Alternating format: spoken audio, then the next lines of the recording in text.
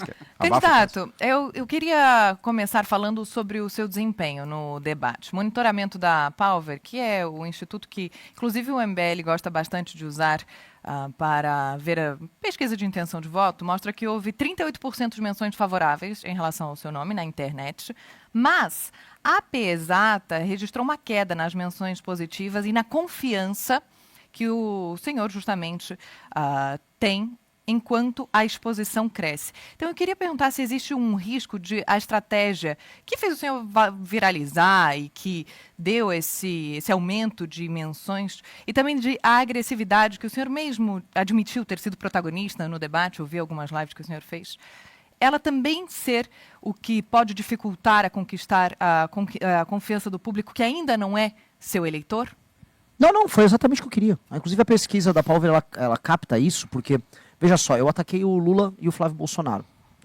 Praticamente igual, acho que ataquei um pouco mais o Lula. Então, naturalmente, eleitores do Lula e eleitores do Flávio nas redes sociais, eles reagiram a isso, é uma provocação. Quando eu tenho 38% de aprovação naquilo que eu fiz, eu conquistei eleitores nas pesquisas. A da Palver me dá, por exemplo, com 10% nas intenções de voto. Logo, eu abri um público bem grande nesse processo. Lembrando que para ir para o segundo turno, não tem que ter 50% dos eleitores. Eu ganharia no primeiro turno, né? Eu preciso ter mais do que o Flávio. E 38% eu com certeza estaria no segundo turno. Então, eu claramente abri um público completamente novo. Ser rejeitado por eleitores do Lula e os eleitores die hard, os eleitores mais apaixonados do bolsonarismo, estava no nosso plano. Eu acho que eu não estou ali para agradar quem não vai votar em mim. Pensando nesse público virtual, que é um público fluido, podemos dizer assim, você conhece muito bem, isso dá a entender que a campanha vai continuar nessa toada ou você pretende moderar, dependendo do que acontecer ao longo do caminho até outubro? Eu acho que eu vou ser bem poético, vou fazer o que meu coração mandar. É uma campanha que ela é sobre eu cometer sincericídios o tempo todo, é sobre eu falar o que eu penso, não só o que eu penso, o que o meu grupo pensa. Eu fui questionado no debate sobre fim da escala 6x1. E eu queria mostrar para as pessoas como outras pessoas foram iludidas pela mentira do Lula, de que elas vão poder trabalhar menos e ganhar mais num país em que as Casas Bahia estão fechando, que acho que é um momento muito bom para a gente ilustrar isso. As Casas Bahia, que são um ícone do varejo nacional, estão fechando, os empregos estão desaparecendo e o Lula está prometendo que as pessoas vão trabalhar menos e ganhar mais. Eu queria mostrar para as pessoas isso. Só que qualquer manual de política diz, não faça isso, você está entrando num tema em que você vai ficar impopular. E eu fiz isso, então é muito difícil alguém colocar que minha postura foi, por exemplo, populista, quando se eu fosse populista num tema desses eu teria adotado a postura mais simples de todas, que era falar o que a manada dos candidatos está levando. Olha só, vamos fazer você trabalhar menos, fique tranquilo. Mentira, isso vai fazer as pessoas perderem emprego. Então, eu quis apenas falar o que a gente realmente pensa da melhor maneira possível, entendendo que ali era um espaço em que as pessoas estavam revoltadas porque os candidatos que estão liderando as pesquisas por hora não foram. Então, eu tenho hoje, eu estou com uma outra energia hoje aqui com vocês. Amanhã tem Jornal Nacional, não sei qual será a energia. Vai depender muito do dia. Às vezes eu comi uma comida apimentada, vou estar meio bravo. Vai do momento. Então, aproveitar que você está com uma boa energia e espero que não me dê uma voadora. Eu te amo, Pedroso. Inaugurou um modelo jornalístico, tá, no Instagram. Esse cara é um gênio. Deixa eu falar. Voltando para o debate, eu até queria falar um pouco mais de proposta, mas se você abrir os portais de notícias hoje, a questão que mais se fala é a sua fala sobre a Janja e o presidente Lula bêbado, né? Que entre a Janja e ficar bêbado, você acreditava ou acha que o presidente Lula deveria ficar bêbado. E a primeira-dama foi aos sites de notícia ou foi aos portais dizer que a sua fala foi misógina e que você usou uma mulher para atacar o presidente. Eu te pergunto, você continua com essa... Você se arrepende ou você falaria a mesma coisa hoje? Eu acho muito engraçado que pessoas como a Janja, elas dizem por aí que mulheres têm que assumir espaço de destaque e de poder, mas tão logo ela tem que arcar com as consequências do exercício de poder, ela diz, mas eu sou uma mulher, não faça isso. Não estou entendendo. A Janja é um agente político.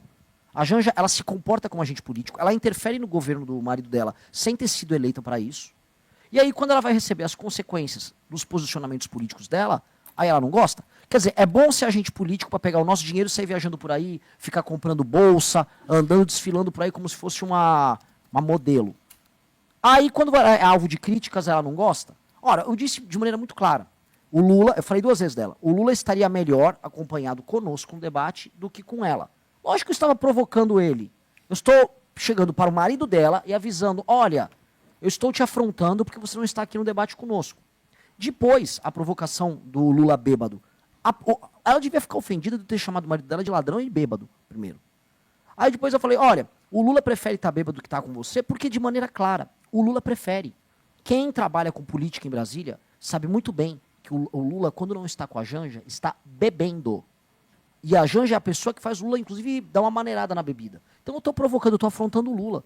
Todo mundo, de todos os partidos do Centrão no Brasil, sabem disso. Todo mundo sabe, o Lula está bebendo demais. Bebe aquele uísque japonês, acho que é Suntory. Vive bebendo nas reuniões.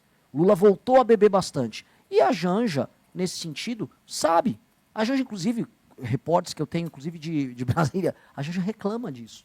Então, eu vou cutucar eles como for. A Janja é uma pessoa, e ela não pode se eximir dessa responsabilidade, que disse que quando você critica ela pelos gastos das viagens dela, na Babesco, os cartão corporativo estourando, que isso é misoginia.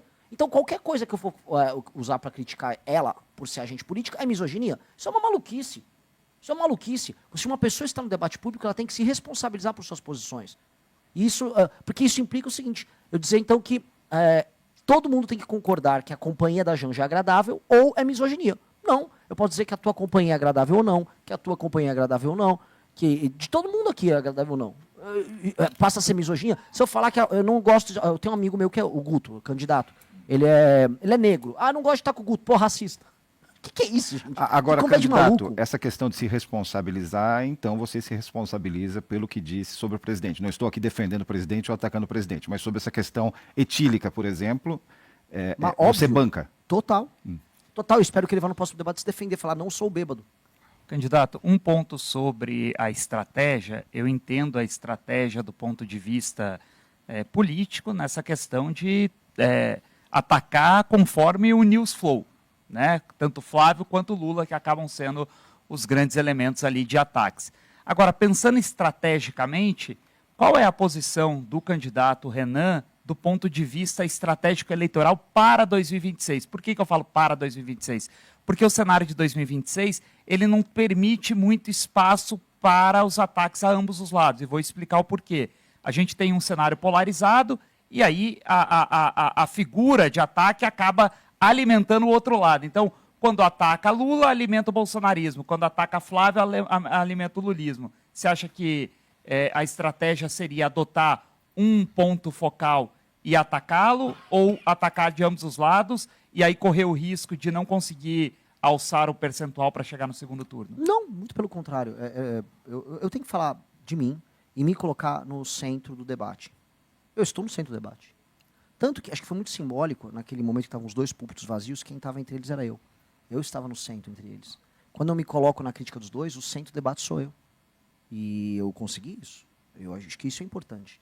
Eu estou falando aqui do ponto de vista meramente estratégico. Independente disso, eu acho que é um dever moral de qualquer liderança política apontar a mentira, a farsa de uma eleição em que 2 pessoas que estão direto ou indiretamente na folha de pagamento do Daniel Vorcaro estejam liderando as pesquisas. Você tem que denunciar. Eu tenho que usar esse microfone aqui para denunciar isso. É dever moral. Porque antes de eu ser candidato, eu sou um ativista político, e antes de eu ser um ativista, eu sou um brasileiro. Direto ou indiretamente, eu estou pagando essa conta.